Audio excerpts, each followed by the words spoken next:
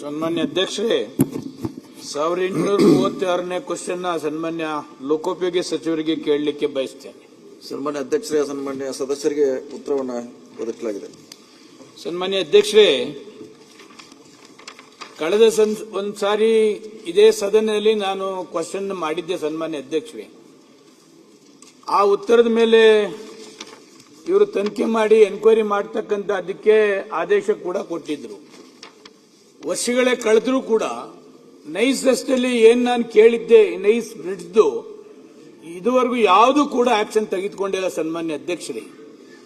ಹೊಸೂರು ರೋಡಿಂದ ಮಾಗಡಿ ರೋಡ್ ಬರ್ತಕ್ಕಂಥ ಏನ್ ನೈಸ್ ರಸ್ತೆ ಇದೆ, ಸುಮಾರು 30-35 ವರ್ಷ ಆ ರಸ್ತೆ ಯಾರು ಜಮೀನ್ ಮಾಲೀಕರಿಗೆ ಇದುವರೆಗೂ ನಿವೇಶನವನ್ನು ಕೂಡ ಕೊಡ್ಲಿಲ್ಲ ಸನ್ಮಾನ್ಯ ಅಧ್ಯಕ್ಷರೇ.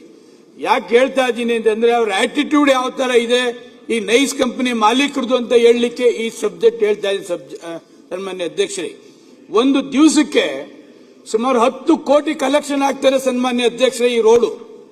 ಇತ್ತೀಚಿನ ದಿವಸಗಳಲ್ಲಿ ಯಾಕೆ ಬೆಳಗ್ಗೆ ಮಧ್ಯಾಹ್ನ ಸಾಯಂಕಾಲ ನಾನು ಓಡಾಡ್ತಕ್ಕಂಥ ರಸ್ತೆ ಇದು 10 ಕೋಟಿ ಕಲೆಕ್ಷನ್ ಆಗ್ತದೆ ಒಂದು ದಿವಸಕ್ಕೆ. ಇಷ್ಟು ಕಲೆಕ್ಷನ್ ಆದ್ರೂ ಆ ರೋಡ್ ಏನು ಅಡಚಣೆ ಇಲ್ಲ. ಒಂದೂರಿಂದ ಇನ್ನೊಂದು ಊರಿಗೆ ಹೋಗ್ತಕ್ಕಂಥ ಬ್ರಿಡ್ಜ್ಗಳೇನಿದೆ ಆಗ 25-30 ವರ್ಷದ